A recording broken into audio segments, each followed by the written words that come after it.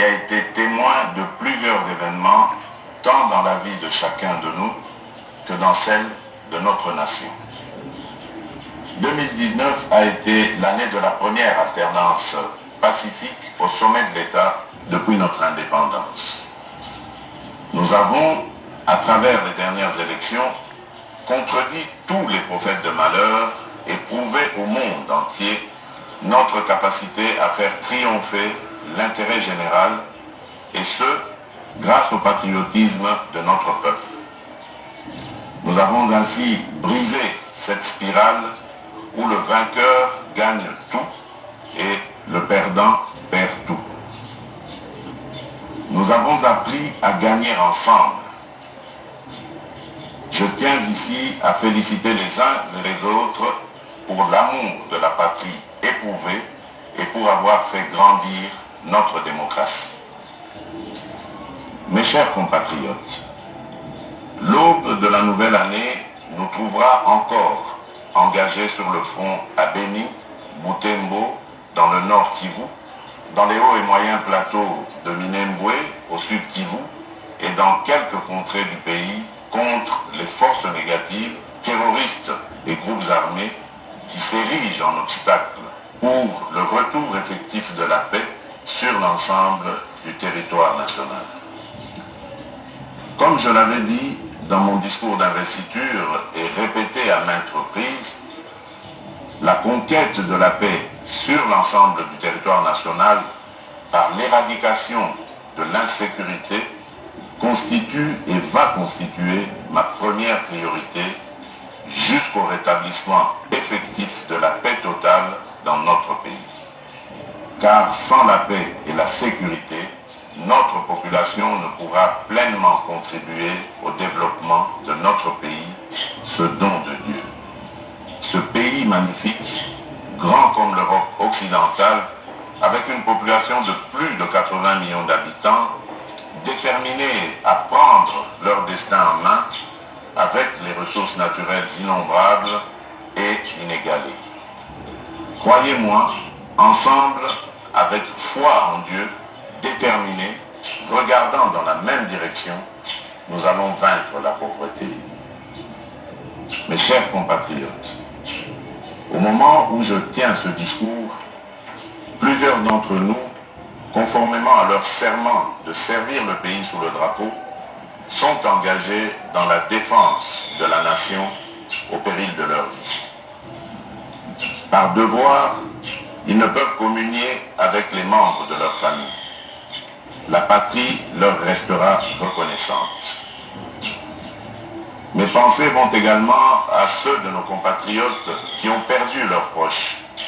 Certains sont, jusqu'à cette veille du Nouvel An, dans l'insécurité, dans l'errance et dans la colère de subir les effets néfastes de ces conflits imposés par les forces négatives et terroristes.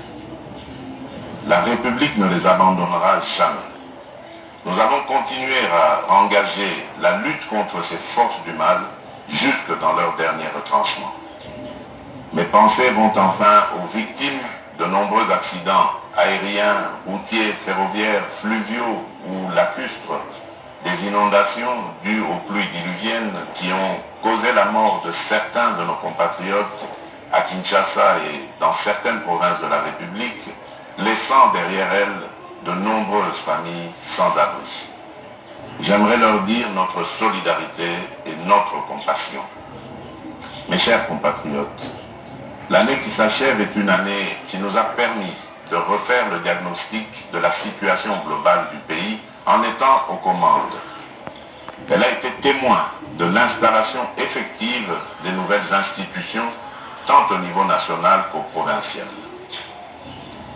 Et à la faveur d'une coalition inédite, nous avons formé un gouvernement chargé de concrétiser notre programme découlant de ma vision de construire un pays plus beau qu'avant. Sans attendre, après mon investiture, je me suis mis à l'ouvrage pour redorer l'image de notre pays dans la sous-région, en Afrique, à l'international et pour relancer nos partenariats bi- et multilatéraux stratégiques. Aujourd'hui, je ne voudrais pas me satisfaire des résultats engrangés, mais de noter avec vous que le décor de la relance effective de l'économie et du prestige de notre pays a été planté. J'ai pu, à travers le programme intérimaire des 100 jours, apporter des réponses rapides à nos besoins urgents des routes, de ponts, des centres de santé, des écoles, de l'eau, de l'électricité, de l'habitat, pour soulager tant soit peu le quotidien de nos populations dans le pays. Beaucoup reste à faire, cependant, et j'en suis conscient. J'ai décidé et amorcé la mise en œuvre effective de la gratuité de l'enseignement primaire telle que le stipule notre Constitution. C'est une réforme que j'entends personnellement suivre pour le bien de nos enfants, notre fer de lance. Au-delà du défi de la gratuité, je me suis engagé avec le gouvernement à veiller à l'amélioration de la qualité du programme, la formation continue des enseignants, ainsi que leur prise en charge. Les discussions engagées entre mon cabinet, le ministère de l'enseignement primaire, secondaire et technique, les représentants des écoles conventionnées catholiques et les autres ont permis au gouvernement de programmer la paye des enseignants dits non payés et des nouvelles unités à partir du mois de janvier 2020. Ceci pour éviter que la mise en œuvre de cette réforme puisse porter atteinte à notre système éducatif. J'entends également veiller à la formation dans nos universités en vue de créer une adéquation entre notre système de formation et les exigences de notre marché. C'est ici l'occasion de rendre hommage à nos enseignants et à nos professeurs d'université qui préparent notre armée du futur, la jeunesse congolaise.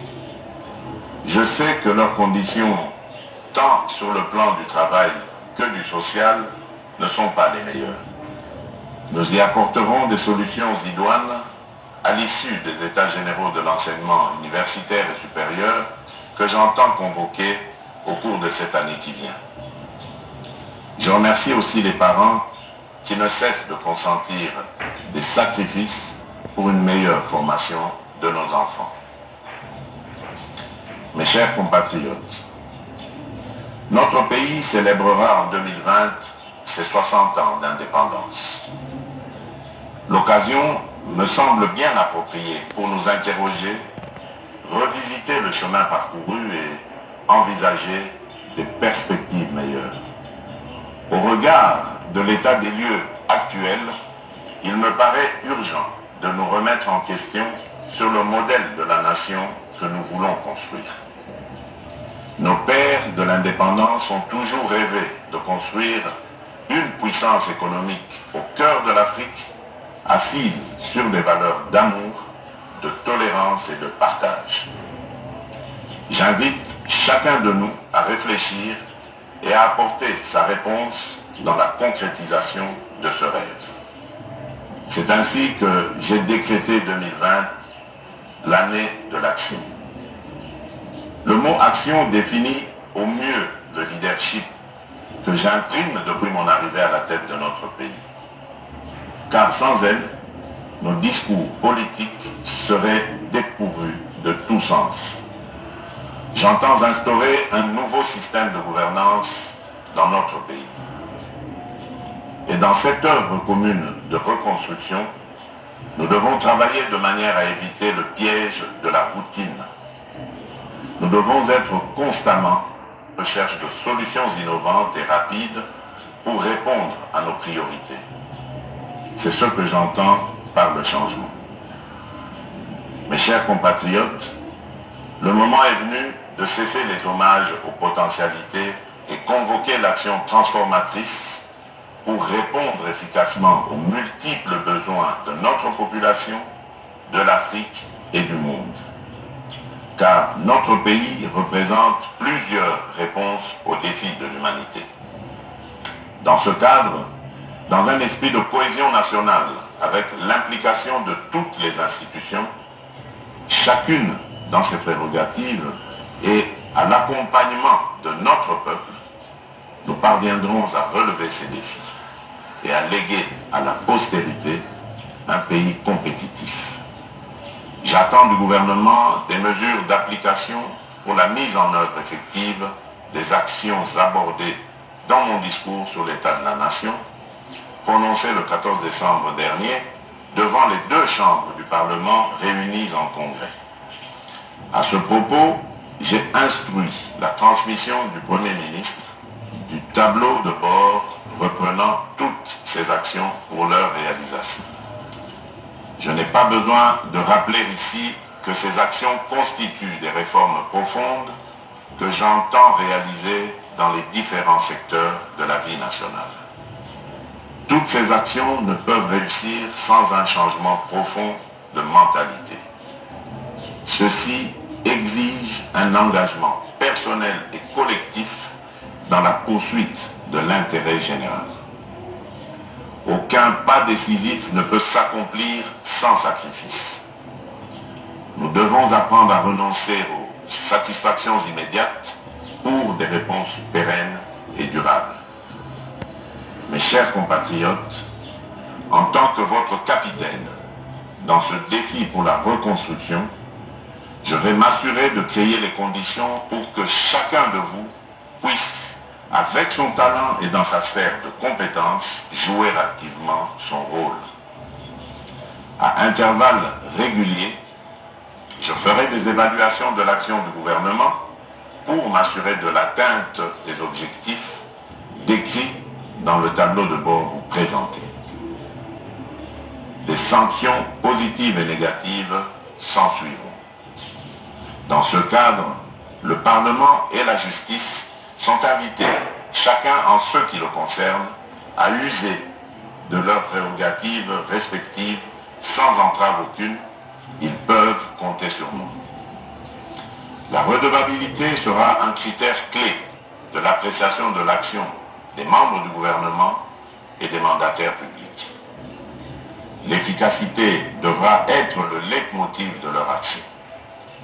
Mes chers compatriotes, l'année 2020 s'ouvre sur des notes positives.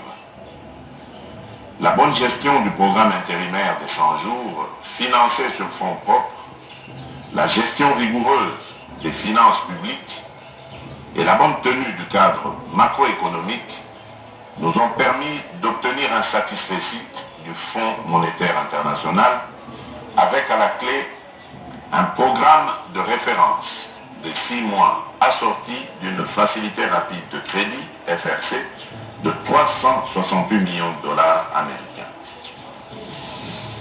Je continuerai à veiller à la bonne gestion de nos finances publiques et ainsi garantir une bonne gouvernance économique de notre pays.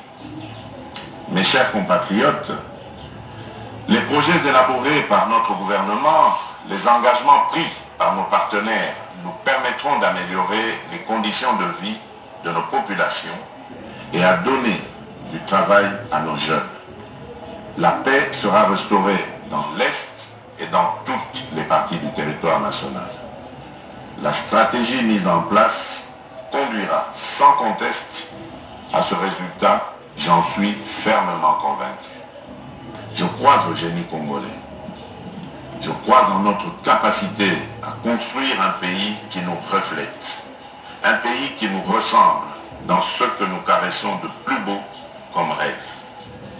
Dans cet élan où chacun doit jouer sa partition, j'invite nos médias et nos journalistes à qui je rends un vibrant hommage pour le travail accompli dans des conditions difficiles, à y contribuer en véhiculant les valeurs du travail et du patriotisme. Mes chers compatriotes, confessons la grandeur du Congo. Travaillons à reconstruire un pays dont nous sommes fiers. Cultivons les valeurs d'amour, de solidarité et de générosité. Bannissons le tribalisme, la haine, l'égoïsme et le népotisme. Œuvrons tous pour la justice sociale. À chacune et à chacun de vous, dans vos familles, au Congo ou à l'étranger, et à ceux qui vivent sur notre territoire, ceux qui ont choisi la République démocratique du Congo comme seconde patrie, je formule mes vœux les meilleurs pour la nouvelle année. Que Dieu bénisse la République démocratique du Congo et son peuple. Je vous remercie.